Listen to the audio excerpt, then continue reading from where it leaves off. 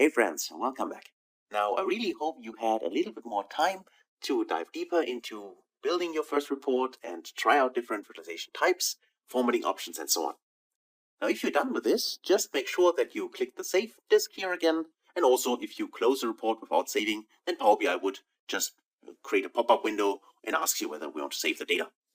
And for now, I'd like to do this. Let me just click on the Save option here and then close it, because now we would like to dive deeper into a more advanced dataset. Because remember, so far what we did was just importing one simple Excel file, which was this small table, and create our report. But now, of course, we would like to know and learn how we can use a more advanced dataset, where we need to combine tables together, create relationships, and so on.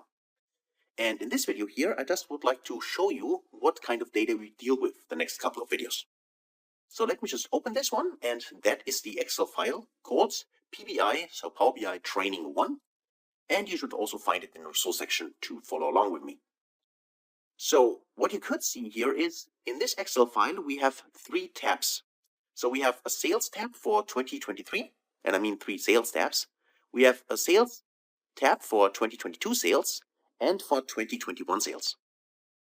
What I'd like to highlight here is the structure of the table is exactly the same, right? So we have the same column names, which is important for our setup, but we have the sales data in 3 different tables, right? For each of the years separately.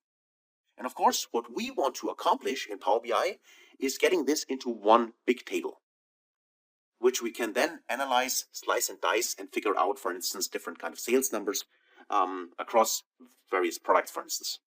But to do this, we need to combine these 3 tables. Also, we can see that for the product, for instance, we have a product ID in this table. And for the location, for instance, we have a location ID. Or for the salespeople, we have a salespeople ID, we have a customer ID, we have an order ID, right? So all these are ID numbers, but they don't give us much information. Because so far, okay, I can see this is product PID 2029, but what kind of product is it, right? From this table, we can't see it. And also for the other sales tables. Now, this is a common structure which you will find when we're talking about fact and dimension tables in data models normally, right? And also in databases. So we have a kind of key here, and that is actually the right word for it. We have a key, and we can look up this key in different tables. So for instance, to figure out what about this transaction here, right? We're a quantity of 2, a price of 1,522, so a total sales of 2 times this value here. This was generated by this product in this location by this salesperson to this customer. And we can look this up because we have a product table here as well, products. And here we have the product name, right? These are the product names. And we have additional information. Like, for instance, what is the cost of the product? What was the original sale price? What is the discount? What's the current price? What are the taxes? All these information for the product are listed here. And we can get these information for the product as well as the name and add it to the sales table by creating our relationships. And when I say adding those values, I do not mean adding additional columns here directly, but combining the tables with relationships so that the Power BI model knows, for instance, for the product ID, to look the data up in the products table, in this one. And the same is true for locations. Here we have the locations, which we're going to deal with. They also have the location ID. This is the common field we have to our sales table, where we also have a location ID. And that's how we can combine those tables with relationships to make sure that we can look up exactly the right information for each of the transactions. And hopefully it's clear how that works, because for customers, for instance, and also for salespeople, that's exactly the same.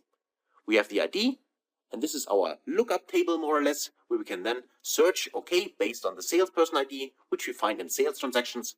We know now, for instance, that Kevin was the guy who sold the product to our customers. And that's it actually for exploring this data set. So hopefully it is clear what the data looks like. And of course, feel free to open it and have a look at it yourself. But in the next couple of videos, we're going to dive deeper into importing the data in Power BI, transform it, slice and dice it the way we need it in the query editor. So we basically prepare the data, and then we can use it in order to create our report. So hopefully you're excited as I am, and I can't wait to see you in the next video. Until then, best guys.